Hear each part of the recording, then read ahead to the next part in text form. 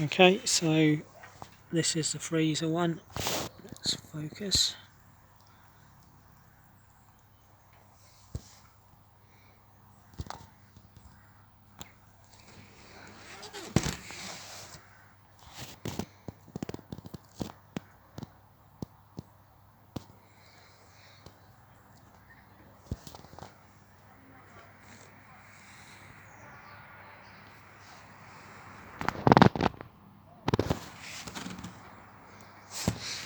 Okay, this is the bigger fridge one.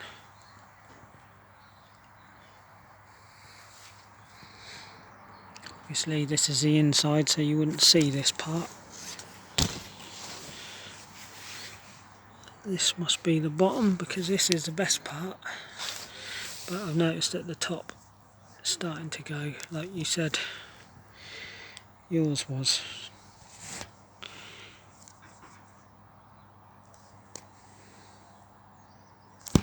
Okay, so that's the fridge and the freezer one.